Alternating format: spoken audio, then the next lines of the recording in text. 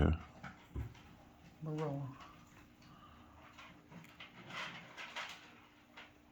Okay, so I have had a few people ask me questions, and I've seen a few posts, and this isn't to try and call anybody out on anything. I wanted to go over something real quick about these couplers as far as the gluing, not gluing discussion. These couplers that I have in the tweezer right now are the zinc alloy couplers from Eric that are sold through JL Innovative. This is a pair of bottom shelf couplers that I was able to get from Frank Sergent couplers before he actually closed up most recently. And then I've got brass couplers from Eric over in China on the Inventive models. There are obviously differences in them. As you can see, obviously brass, the zinc alloy from Frank, and then the zinc alloy from Eric in China. The zinc alloy thing is come into question with Eric's couplers because of the glue. And I posted on this a while back, but I wanted to show you guys what I was talking about. This would be the upside down, if you will, of the coupler when you're actually trying to get it assembled.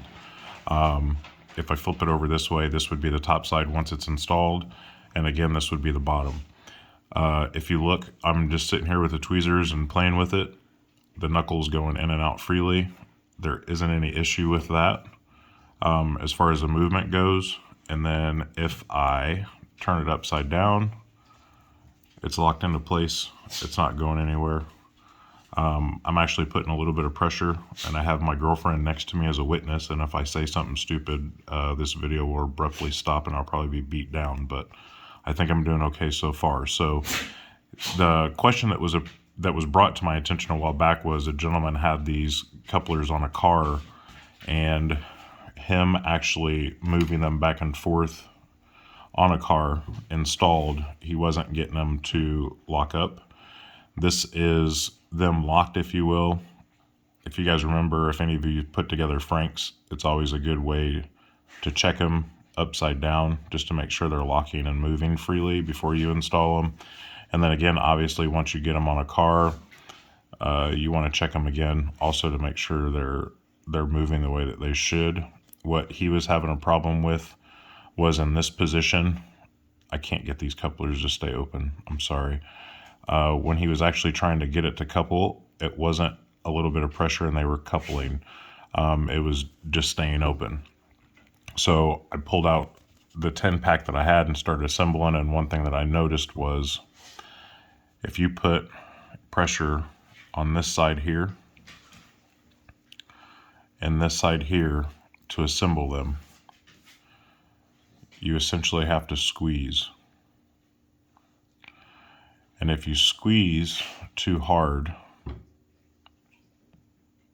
to try and get it assembled,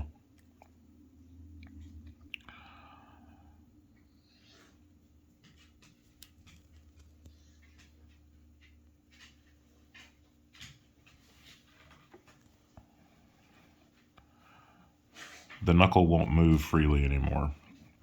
There's only so much pressure that you can put on it before it actually causes the knuckle to jam in place.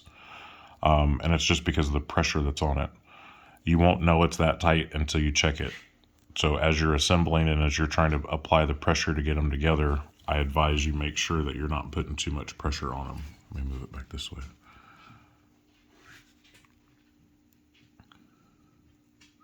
Because right now the one is so tight that it doesn't even want to lock into place smooth. I had to just apply a lot of pressure to get it in there. And the same thing to get it out. It's slowly wanting to work itself loose, but not very much. The fix for that, inside the knuckle or inside the coupler, there's the slot.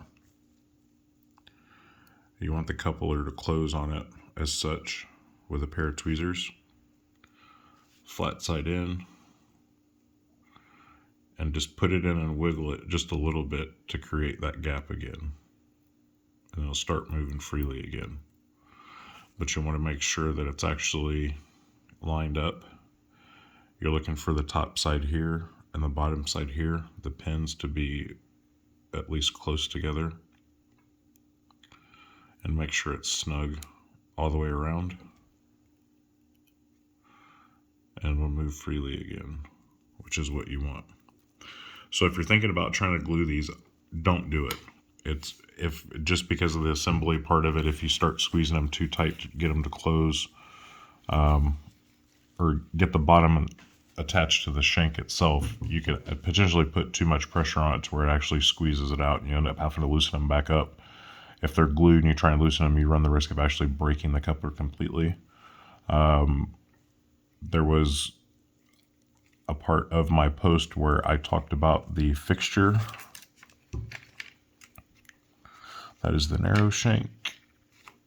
This was the fixture for Frank. Frank's coupler on it, no problem. If you look at the two couplers side by side, you'll notice that the spring slot doesn't go all the way through from the upside down. And I also think that the hole may be just a touch smaller, but that is essentially why it won't work in Frank's fixture for the Type E. You can remove this part forward, where you basically omit everything underneath the tweezers to potentially make it work. This is the only fixture I have. I'm not going to deal with shaving that off to try and get these to work.